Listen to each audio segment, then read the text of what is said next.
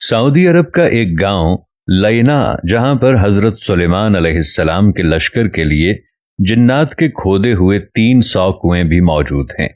ان میں سے بیشتر اگرچہ ناکارہ ہو چکے ہیں، مگر 20 کنووں سے اب بھی لوگ میٹھا پانی حاصل کرتے ہیں۔ جنات نے یہ کنویں زمین کی بجائے سخت ترین چٹانوں کو توڑ کر بنائے تھے، جس پر اب بھی ماہرین حیران ہیں۔ ان عجائبات کو دیکھنے کے لیے دور دور سے سیاح اس علاقے کا رخ کرتے ہیں۔ العربیہ کی رپورٹ کے مطابق سعودی عرب کا یہ تاریخی گاؤں لینا مملکت کے شمالی شہر رفح سے 100 کلومیٹر کے فاصلے پر واقع ہے۔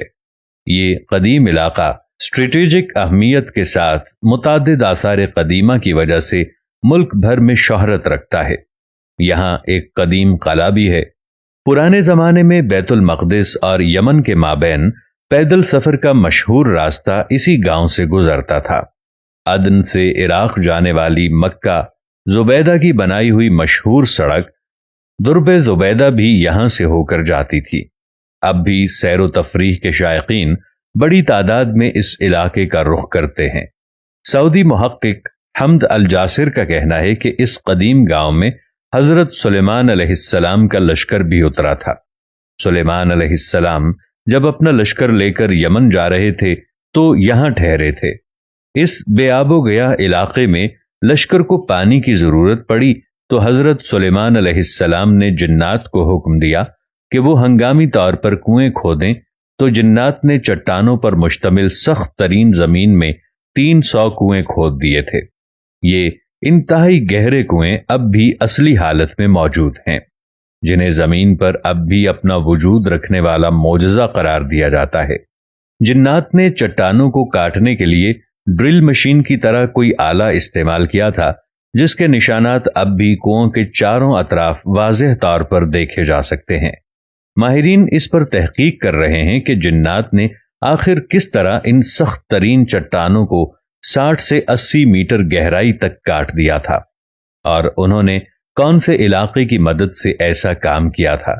اگرچہ ان 300 میں سے اس وقت صرف 20 کنویں ہی کارآمد رہ گئے ہیں، تاہم سارے کنووں کے نشانات اب بھی یہاں موجود ہیں۔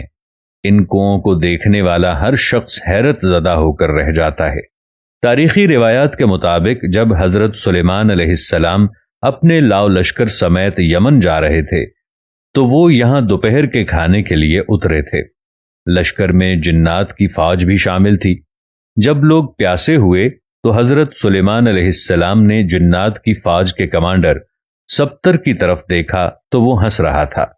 حضرت سلیمان علیہ السلام نے اس سے ہنسنے کی وجہ پوچھی تو اس نے کہا کہ آپ لوگ پیاس سے تڑپ رہے ہیں، مگر میٹھا پانی آپ کے قدموں کے نیچے ہی ہے۔ حضرت سلیمان علیہ السلام نے سبتر کو پانی نکالنے کا حکم دیا تو تھوڑی دیر میں اس نے اپنی فوج کی مدد سے 300 کنویں کھود دیے اور سیدنا سلیمان علیہ السلام کا پورا لشکر سیراب ہو گیا۔ معروف مورخ یاقوت حمودی کے دور تک یہ سارے کنویں میٹھے پانی سے لبالب بھرے ہوئے تھے۔ یاقوت حمودی نے اپنی کتاب معجم البلدان میں لکھا ہے کہ لینا عراق کے شہر واسطہ سے مکہ مکرمہ جاتے ہوئے 7ویں منزل پر آتا ہے۔ یہ علاقہ اپنے میٹھے پانی کے کنووں کی وجہ سے شہرت رکھتا ہے۔ ان کنووں کی وجہ سے یہ علاقہ بعد میں ایک تجارتی مرکز بن گیا، جہاں عراق اور عرب کے تاجر منڈیاں لگاتے۔ نجد سمیت سعودی عرب کے شمالی علاقوں کے لوگ یہاں آ کر خریداری کرتے۔ تاجر اپنا سامان تجارت یہیں اگلے سیزن تک محفوظ کیے پہاڑوں پر بنے بڑے بڑے گوداموں میں رکھتے، جنہیں سیابیت کہا جاتا تھا۔ یہ گودام اب بھی وہاں موجود ہیں۔ علاوہ ازیں یہ علاقہ مختلف آثار قدیمہ کی وجہ سے بھی شہرت رکھتا ہے۔ سعودی حکومت نے یہاں ایک شاہی قلعہ بھی تعمیر کرایا۔ 1354 ہجری میں تعمیر ہونے والے اس قلعے کو گارے، پتھروں اور لکڑیوں سے بنایا گیا ہے۔